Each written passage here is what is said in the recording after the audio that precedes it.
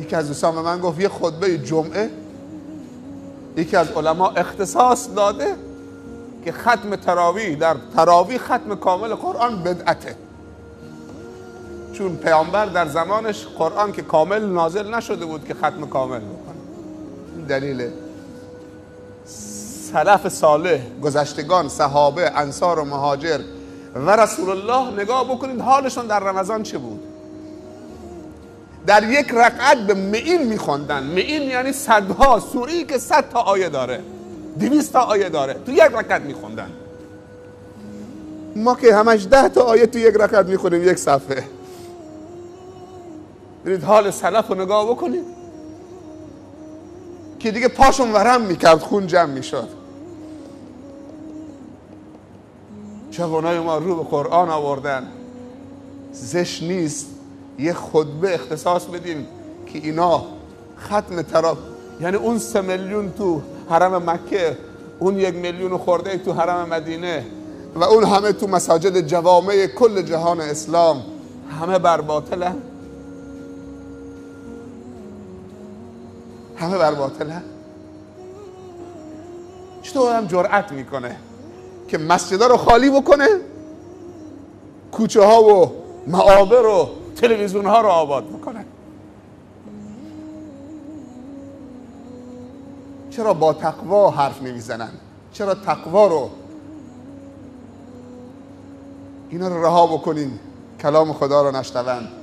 پیامبر صلی الله علیه و سلم میفرمایند منزل شما در آخرت نزد آخرین آیه است که در دنیا تلاوت میکنید یا میشنوید.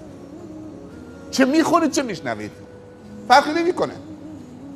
نوار گذاشتی، یه نفر گفته قرآن بخون تا من گوش بدم، میگه منزل شما در آخرت نزد آخرین آیه است که در دنیا تلاوت کردی، بهش عمل کردی، اونجا منزل شماست.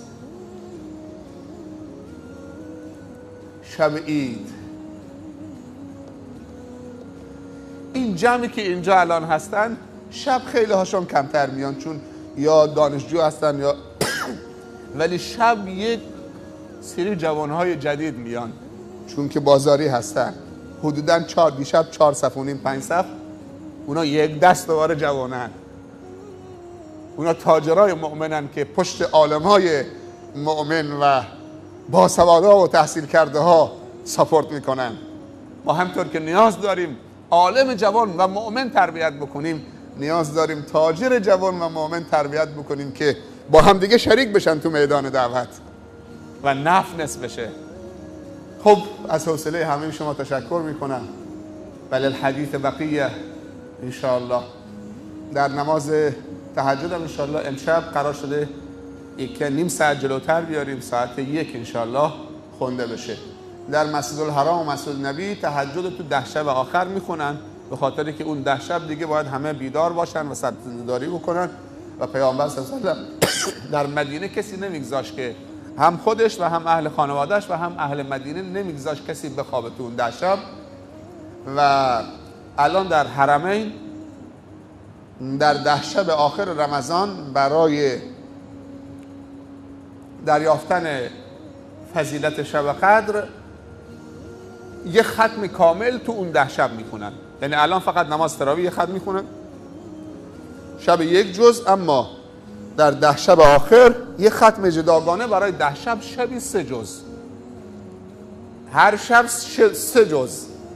یعنی تا قبل از سحری همینجور ساعتهای 10:30 11 کمربع نماز تمام میشد تراویح، میرن ساعت 12 برمیگردن دیگه. 3 جز چه؟ هر شب 3 جز جداگانه، غیر از اون یه جز تراویح که این 10 شب همه شب زنده دار باشن و دیگه جوانای عالم اسلامی خصوصا از جهان عرب. آقای بهور شما دوستان تشریف نبرن که آب زمزم و خرمای مدینه بگم دوندی تقریبا دوستانی که با هم بودن قرار شده که از هر دوستی یه مقداری گذاشتن، انشالله که دعا بکنیم به همه برسه. حالا همون طرف برای خواهرها هم برای برادرها و دیگه از جهان اسلام و خصوصا کشورهای عربی برای اعتکاف این 10 شب سرازیر حرمین میشوند، سرازیر مسجد الحرام میشن. خداوند نصیب شما هم بکنه، انشالله در جوانی برید و از این موقعیتی که الان برای ما پیش آمده استفاده بکنیم. درست مسجد الحرام و مسجد النبی رو نمیتونیم بیاریم اینجا، ولی برنامه‌ای که اینجا داره پیاده میشه مو نمیزنه. پس ما نمیتونیم مکان رو منتقل بکنیم، اما برنامه ها همون برنامه هاست. اگر انشالله خدا نصیبتون کرد که در رمضان رفته اونجا دیگه هر کسی نماز خوند و میره دنبال کارش، دیگه صحبت نیست. صحبت خیلی محدودی که دو جا فقط چه که دو نفر نشسته جواب سوالا رو میده بس، چون اکثرا زائرن، دوچار مشکل میشن تو عمرشون، تو مسائلشون معذور میشن، بعضی خواهرها همراهشون هستن، در حد جواب سوال. ولی اینجا برنامه‌های مختلفی هست که بالاخره استفاده بکنید و خدا اونجا هم نصیبتون بکنه.